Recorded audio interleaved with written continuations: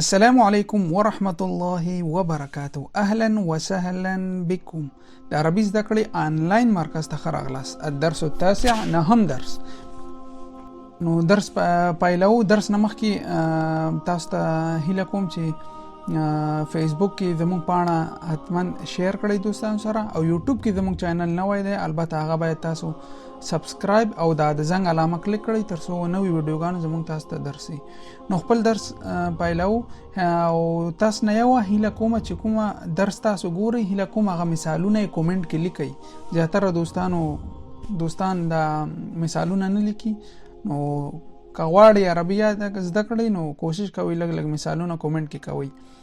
نو خپل درس پیلو. الحمد لله رب العالمين، والصلاة والسلام على خير خلقه محمد وعلى آله وأصحابه أجمعين. سبحانك لا علم لنا إلا ما علمتنا إنك أنت العليم الحكيم.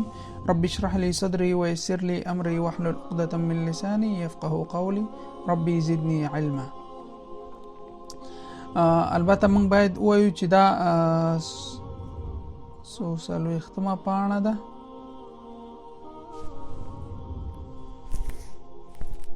شپږ څلوېښتمه پاڼه تاسو کتاب کې کتلی شئ. دا زموږ درس دی.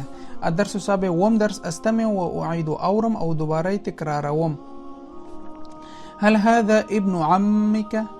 هل هذا ابن عمك؟ آیا دا ستا د تره زوی یا د کاکا زوی دی؟ لا، نه. هذا ابن خالتي، دا زما د ترور زوی یا د خاله زوی دی. لا، نه. هذا دا ابن زوی ته ویل کیږي. خالتي زما ترور، زما خاله. دا زما د ترور زوی دی، د خاله زوی دی. ما اسمه، د هغه نوم څه دی؟ ما اسمه، د هغه نوم څه دی؟ ما ث ته ویل کیږي. اسمه، د هغه نوم څه دی؟ اسمه، د هغه نوم خالد دی. اسمه خالد، د هغه نوم خالد دی. هل هذه بنت خالك؟ هل هذه بنت خالك؟ دا ستا د ماما لور ده. منګه ویلی ول چې خال ماما ته ویل کیږي. کچ راغی ستا، خالک ستا ماما. هل هذه بنت خالك؟ آیا دا ستا د ماما لور ده؟ نعم هو، نعم هو. ما اسمها؟ د هغې نوم څه دی؟ ګوره دلته اسمه راغی، دلته ها راغی. ولی؟ لکه دلته مذکر ده اسمه، او مؤنث ته ها راځي. ما اسمها، د هغې نوم څه دی؟ اسمها ساره. اسمها ساره، د هغې نوم ساره دی. اصل بین السؤال و جوابه، وصل کوم ما بین د سوال او د جواب کې. اوس دلته موږ سوال کوو، دا باید وصل کړئ چې اول کومې جملې سره مطابقت کوي. هل هذا ابن خالک؟ هل هذا ابن خالك؟ آیا دا ستا د ماما زوی دی؟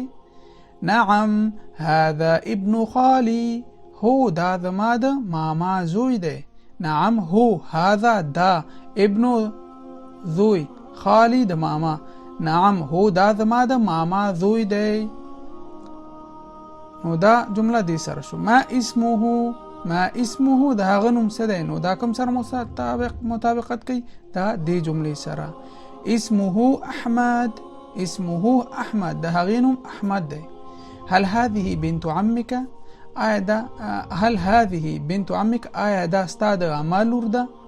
هل هذه بنت عمك؟ آیا دا ستا د کاکا لور ده؟ وبخئ. هل هذه بنت عمك؟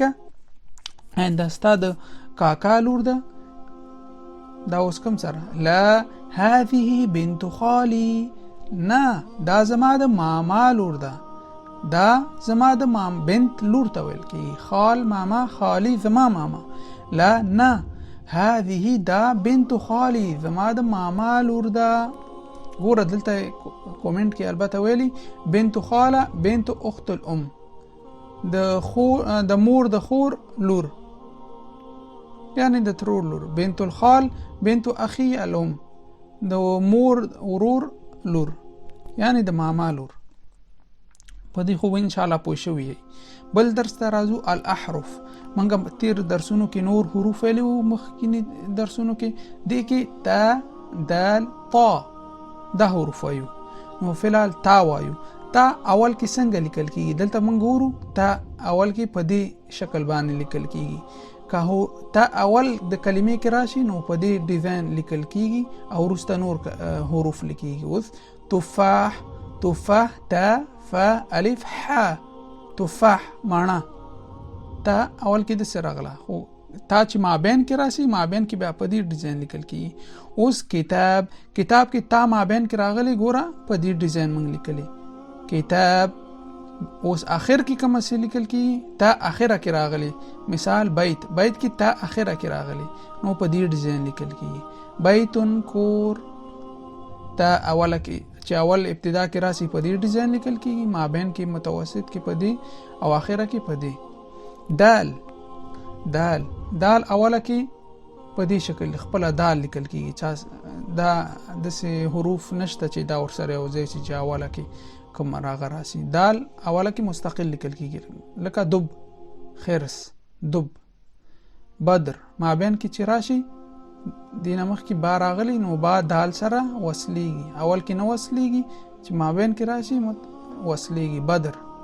هند اخر کې راغله هند د جنۍ نوم ده هند دال راغی اخر کې نو دا په دې شکل باندې لیکل کیږي.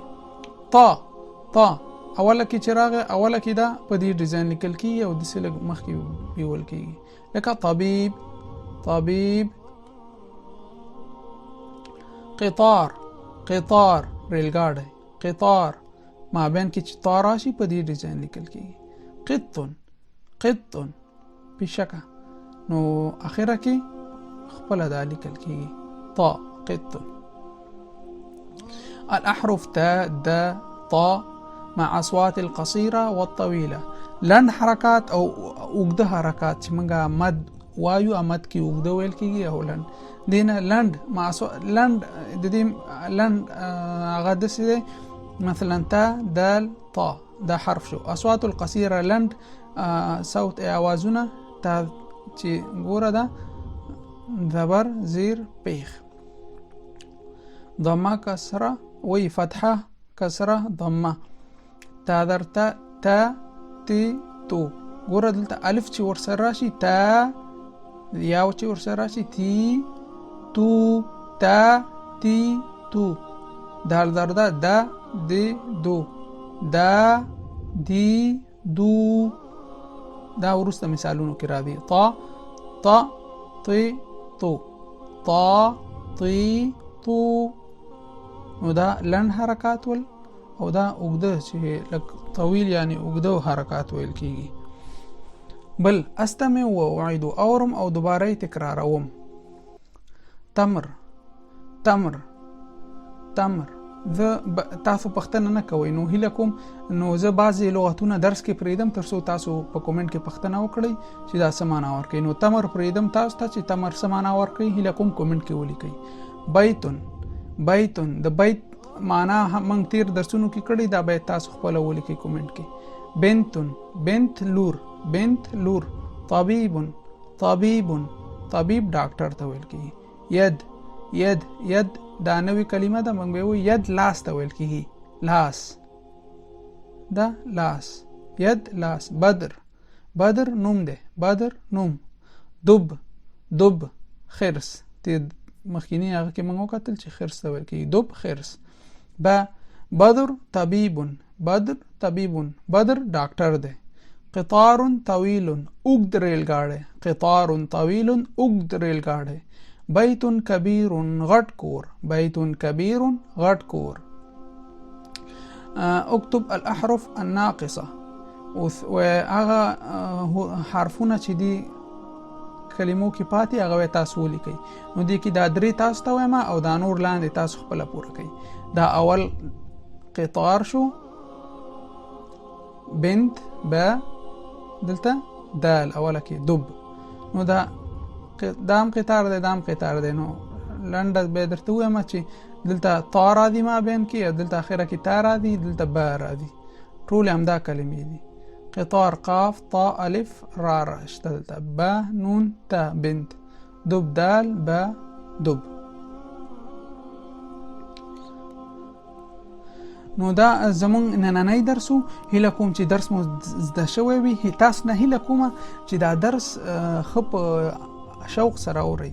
که تاسو داسې واورئ او تیر شئ کومنټ کې خپل مثالونه ونه کړئ او پوښتنه ونه کړئ نو دا بیا زړه مو وهي او درس ته بیا دومره علاقه نه کیږي. نو تاسو نه هیله کومه چې دا درس کې کومنټ کې خپله کورنۍ دنده لیکئ او یو هیله تاسو نه دا کومه چې دا درس ګورئ بیا فیسبوک ګروپونو کې شیر کوئ. شیر وهئ بیا شیر ټو ګروپ څو ګروپونو کې شیر کیږي نو دې سره نور شاګردان او نور هغه مونږه یعنی ډیر خلک ترې ګټه اخیستلی شي. نو هیله کوم فیسبوک کې زموږ پاڼه لایک او شیر کړئ او یوټیوب کې حتما زموږ چینل سبسکرایب کړئ. که هر څه پوښتنه وي هیله کوم کومنټ وکړئ یا موږ ته پاڼې ته میسج کولی شئ. نو تر بل درسه پورې تاسو په الله سپارم. والسلام علیکم ورحمة الله وبرکاته.